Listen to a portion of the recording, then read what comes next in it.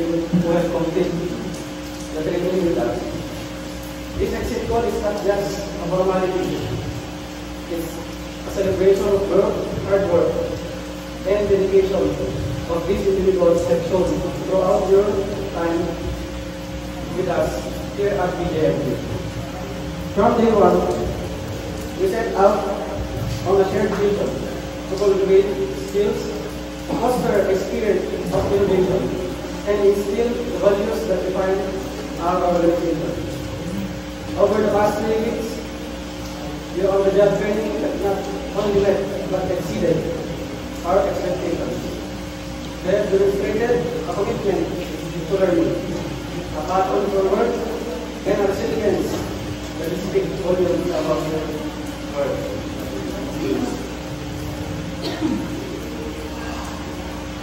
Today, we have the privilege of acknowledging your achievements, expressing our gratitude for the positive impact you have made today. As we delve into the details of your experience, to gather insights, let's remember that this is not just an end, but a new beginning. The skill acquired, relationship built, and lessons learned during this on-the-job training will undoubtedly shape your future career. So, without further ado, let's celebrate the success, share the memories, and extend the heartfelt appreciation to this on-the-job training for their contribution and offering them our best wishes as they transition to the next chapter of their life. Thank you.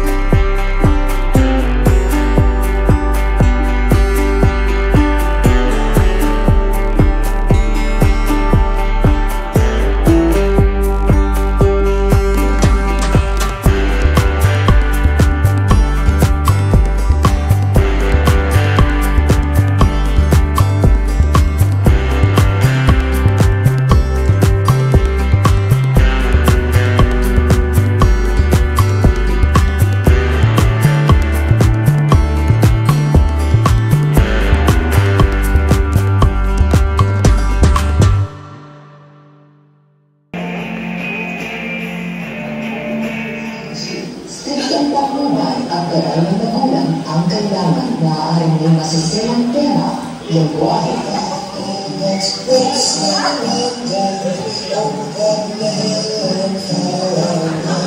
Bahasa seksual,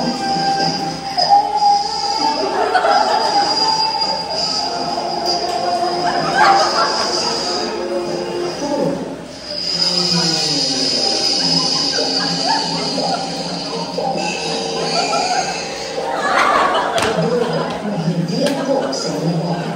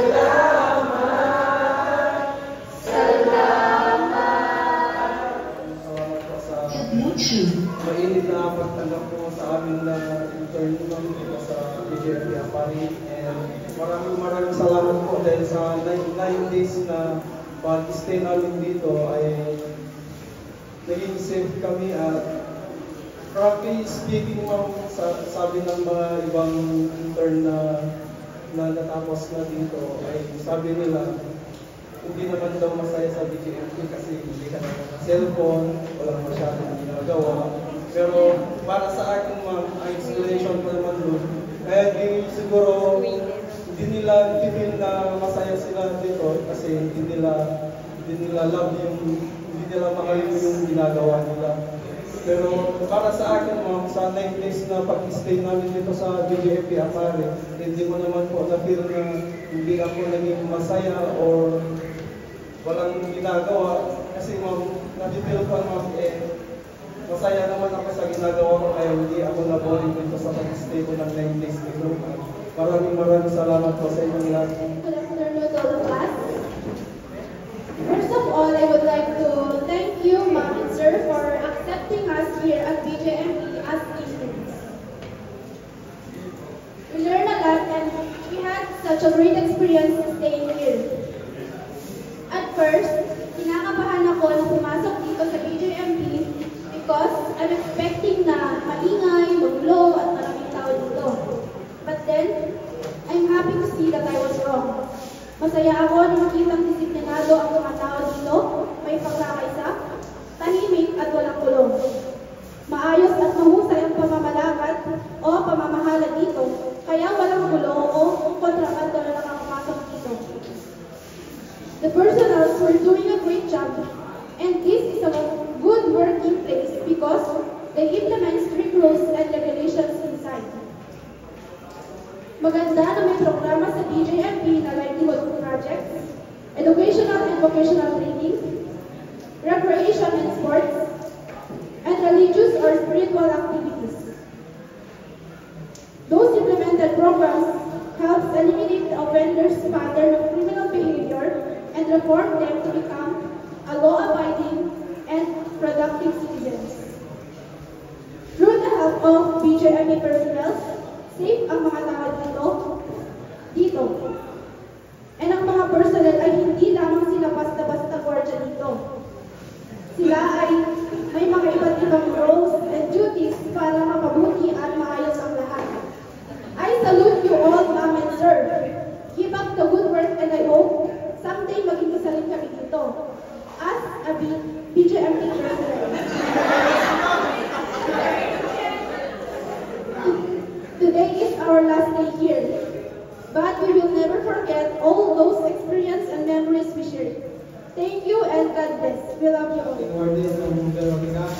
Ma'am, maraming salamat po sa pagtanggap sa amin dito sa BJMP Apari Gate. Ang masasabi ko lang po sa 9 days na pag-stay namin dito, marami kami natutunan. Gaya nga naman sinasabi ng karamihan, sa Tribe Bureau, hindi gaano napapansin ang BJMP at PNP. Panay PNP lang ang tumatatak sa isipan ng mga kagaya namin ng criminology student. Pero sa pag-stay namin dito sa BJMP station, nagkaroon po kami ng ideya, mas lumawak ang alaman namin patungkol sa Tribe Bureau ng BJMP. Hindi lang yung sinasabi ng iba na paisi-isi lang. Kagaya ng PNP, marami rin silang ginagawa. Nagpapunta naman kami mga sir dahil sa pag-stay namin dito sa may panahon, tinuruan niyo po kami ng mga bagay-bagay na pwede namin gamitin balang araw. Sana po sa paglabas namin dito sa BJMP District Gate, babalik kami dito na hindi na mga tambay lang, lalong-lalo hindi kami person, the prime of liberty only. Kaisa nyo na rin po na nakasuot ng uniforme na naglilingkod sa ating bayan. Gaya nga po namin sabi ni Kuya kasi kanina, baka naman, konti na lang ma'am, malayo na kami. Ay, malayo pa, pero nakalayo na kami. Konting embod na lang, konting panahon na lang. Mag-dedication na lang kami ma'am. Maraming salamat po. Mahal na mahal namin. As the batch 3 criminology intern, so ang masabi ko lang ma'am is also sa mga kamate ko, sana kung ano yung magandang naituro dito at kung ano may na-observe ninyong mali, iwan nyo na yung mali at isama nyo na yung magaganda yung apply sa next agency. So, sabi din po ng mga first batch at second batch, sabi nila, BJP kayo next, nag-boring ko dyan, tugtugogin na mali, sabi nila.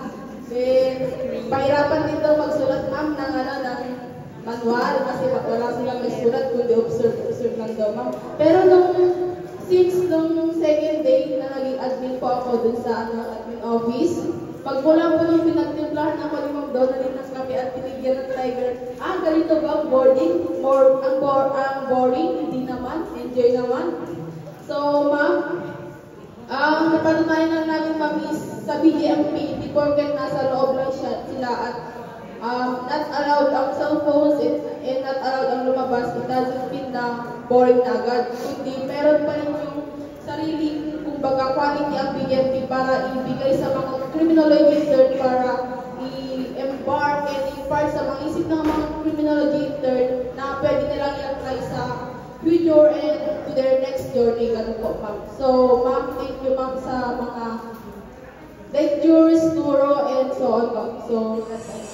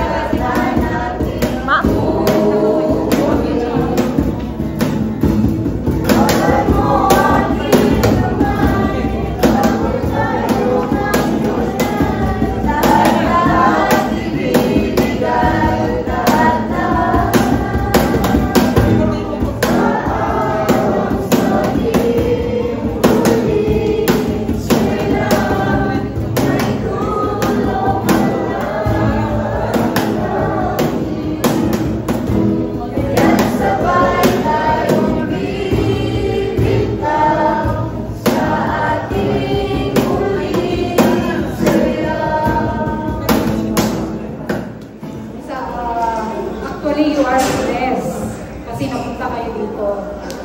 Hindi ito boring. Blessed kayo. Bakit nasabi ko na blessed kayo? Kasi sabi dun sa Bible, to visit the sick, to feed the hungry. Ngayon, napunta kayo dito sa jail. You were able to visit our ADL. Kaya blessed kayo. Diba? Hindi siya boring. Kung pinayagan lang namin kayo na makipag-interact sa kanila, blessed talaga kayo. Kasi lahat ng different kinds of people na meet nyo dito, may magkaiba-ibang personality sila na hindi nyo nakita sa labas. Kung nabigyan lang kayo ng chance na nag-interview sa kanila, hindi nyo sasabihin na boring dito. Actually, masaya pag nandito kayo. Kasi ang mga clients ninyo is hindi katulad doon sa labas. Sila may limited space na ginagalawan. Hindi sila free in some areas in their lives. Kaya maswerte kayo kasi napunta kayo dito. Kung yung sabi ng past interns na naboboring sila dito, siguro now you know. Now you were able to distinguish kung ano yung role namin at saka mga roles na ibang agency na nag-provide na. So, dahil kayo ay criminology students, naisip nyo mag-serve sa jail, mag-serve sa PNP, or sa BFP. Ano ang nararamdaman ng puso ko? Sa jail kaya ako? Ano ang role ko pag nasa jail ako? Pag sa PNP, ano naman kaya ang magagawa ko para sa bayan pag PNP ako? Kung sa BFP, ano naman kaya ang gagawin ko sa BFP? So ngayon, magkakaroon kayo ng choices sa buhay mo. Masaya ang BJMP, hindi siya boring. Also, nakikita nyo na nakaupo lang kami, pero marami kaming programs kasi we are part of the correctional system and nasa rehabilitation kami. Ang iba, nandun bumuhuli, tapos sinadala sa akin. Kami yung end, bago community. Kaya nakikita nyo kung paano kami makipagtrato sa kanila kasi hindi kami pwedeng maging gusto, hindi kami pwedeng maging galaw-galaw, hindi kami pwedeng bastos. Kasi kami ang tinitignan nila. Kami yung model na dapat ipakita namin ang goodness sa amin para ma-share sa kanila. Kaya hindi boring vision.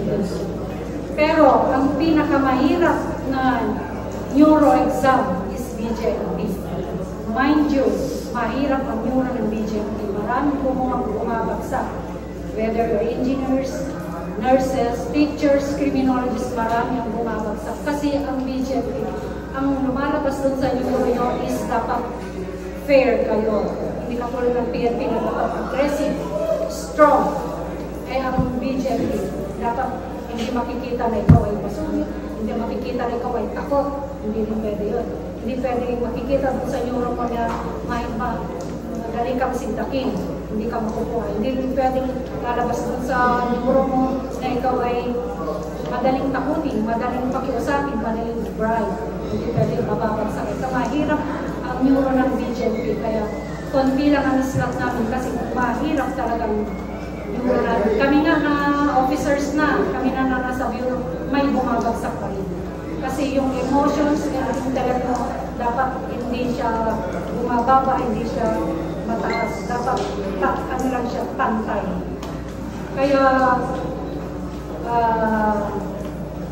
mga interns, motherly advice, no?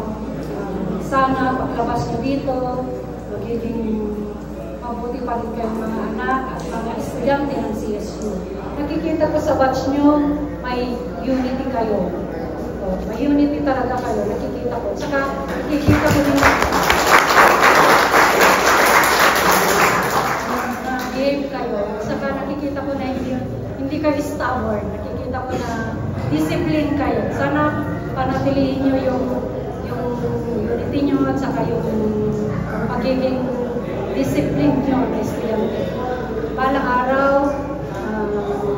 ma-realize nyo na sa buhay nyo na mahirap pala yung tapos na kayo mag-aral, tapos mahirap pumasok sa trabaho. Huwag kayong susuko, go lang kayo ng go. Huwag kayong pa-di-start. Do not allow yourself to be start. Kailangan focus lang kayo sa mission. Huwag kayong susuko kasi pag once na sumuko kayo, useless na yung mga pinag-aralan nyo, dapat porsigido pa rin kayo sa buhay. Sabi nyo, babalik kayo dito. Sana babalik kayo as applicant and be a jail officer, not a PDL. Okay? Welcome kayo dito na babalik ha. Welcome kayo dito sa Bureau of Jail Management and Penology as future jail officers.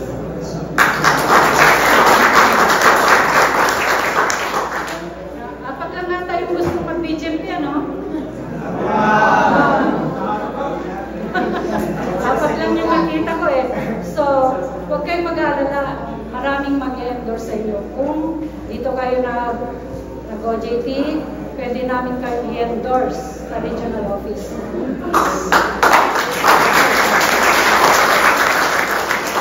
May magkakandak ng background investigation sa inyo, background information sa inyo. 100% sasabihin namin na qualified kayo para sa... Okay, salamat sa inyo mga anak. Nagiging, hindi kayo soil. Wala kaming problema na nakita sa inyo. Maraming salamat sa regalo nyo sa mga PDL natin. Maraming salamat. God bless you all and stay healthy always. Thank you. Sabayan kayo! No!